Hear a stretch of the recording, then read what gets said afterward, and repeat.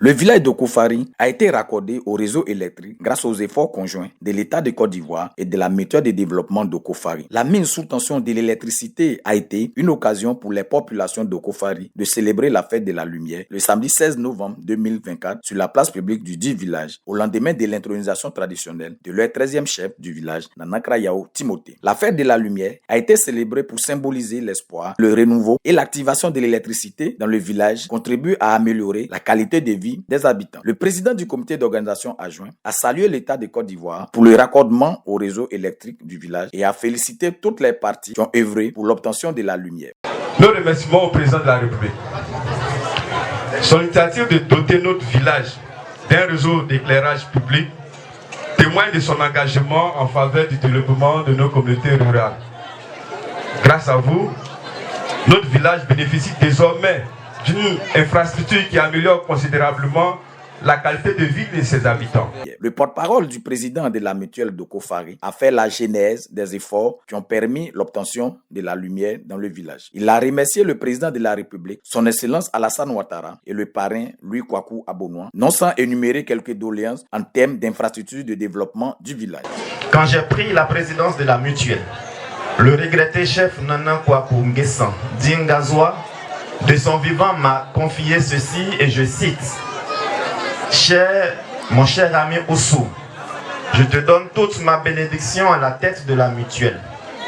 Je prie Dieu que sous ton leadership, tu fasses tout pour faire venir la lumière à Oko pendant que je suis en vie. Nous souhaiterions dans un proche avenir l'adduction du village en eau potable à travers les... Ça s'applaudit très fort!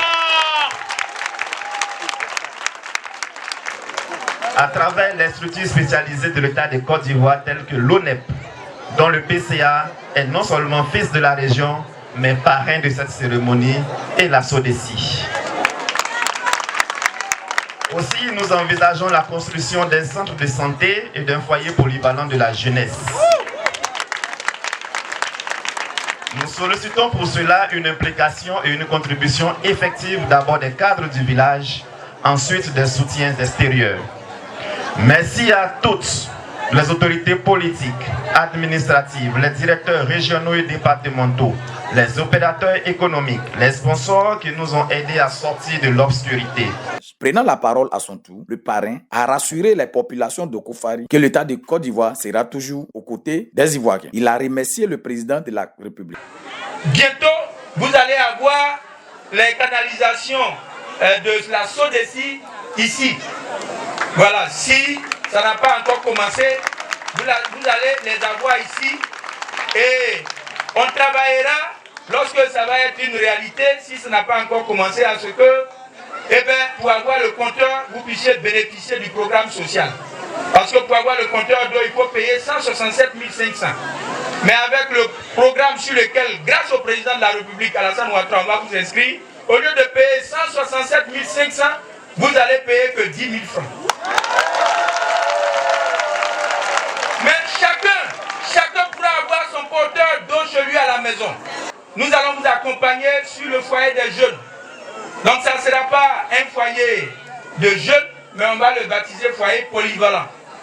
Donc avant de venir, j'ai pris l'angle avec tous ceux qui peuvent nous aider à cela. Et quand vous allez arriver à Abidjan, on va vous donner la bonne nouvelle.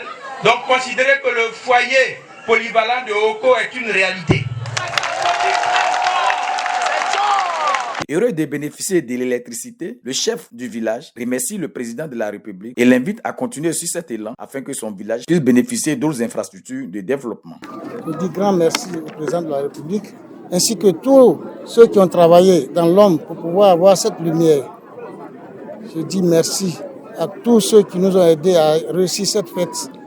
À mon intronisation, je dis merci à la jeunesse ainsi que toute la presse. Je souhaite la circulation du village et puis, comme on le dit, avoir au moins un foyer des jeunes et puis une autre voie. Ici, le grand carrefour n'est pas bitumé. Nous demandons au président de nous aider à avoir le bitume jusqu'au carrefour.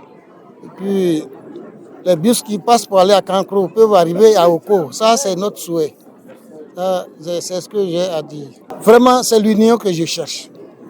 L'union des fils de Fari Oko. Il faudrait qu'on s'entende, qu'on soit unis pour pouvoir réussir cette mission. C'est une lourde tâche qu'on m'a confiée. Mais sans l'union, on ne pourra pas arriver. Vraiment, je prie Dieu à ce que tout le monde se mette ensemble pour qu'on puisse réussir cette mission. Le comité d'organisation a honoré tous ceux qui ont œuvré pour la réalisation de ce projet à travers des présents et des trophées. Cette fête de la lumière souligne l'importance du développement communautaire et la célébration des avancées dans l'infrastructure. Longtemps dans le noir, aujourd'hui, le village d'Okofari trouve la lumière. C'est dans une joie incommensurable que les populations ont célébré la lumière avec des artistes.